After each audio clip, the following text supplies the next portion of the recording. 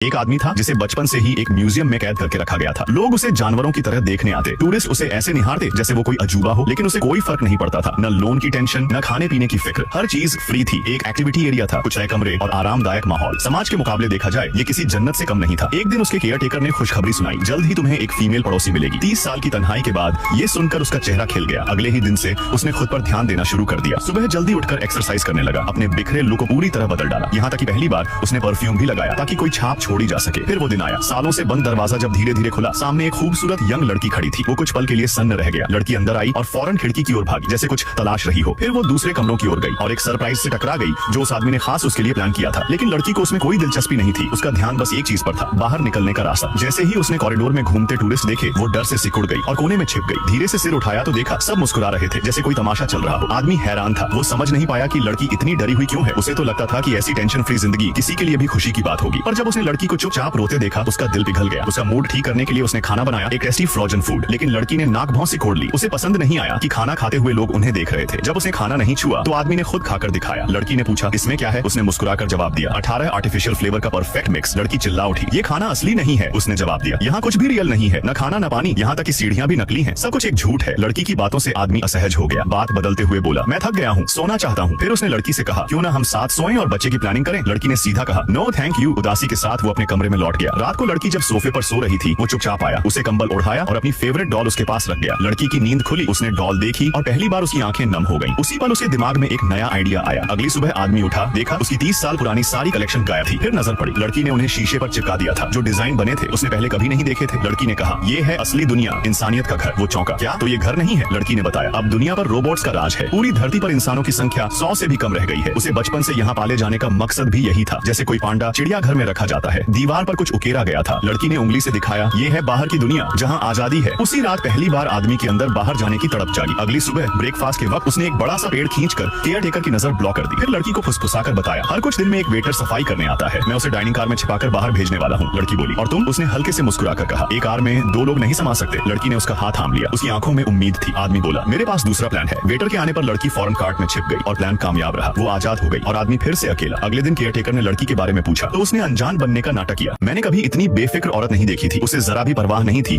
कि टेबल पर रखी चॉकलेट उसकी है या नहीं। बस रैपर खोला और सीधे मुंह में डाल ली। सामने बैठा आदमी हैरान रह गया, ये तो मेरी चॉकलेट थी ना। उसने भी तुरंत एक टुकड़ा तोड़कर खा लिया। लड़की ने सब देखा, फिर होठों पर हल्की सी शरारती मुस्कान आ गई। जब वो फोन पर बात कर रही थी, कैमरन ने अपनी नोटबुक में उसका स्केच बना लिया। लेकिन बातचीत करने से पहले ही उसका सेशन आ गया और वो ट्रेन से उतर गई। कुछ देर बाद कैमरन अपनी मंजिल पर पहुंचा और बैग समेटा। तभी देखा उसकी चॉकलेट तो जेब में ही थी। मतलब जो खाया वो लड़की की चॉकलेट थी। उसे याद आया जाते वक्त लड़की कैसे देख रही थी। कैमरन हंस पड़ा। कुछ दिन बाद वो फिर उसी ट्रेन में मिले। कैमरन ने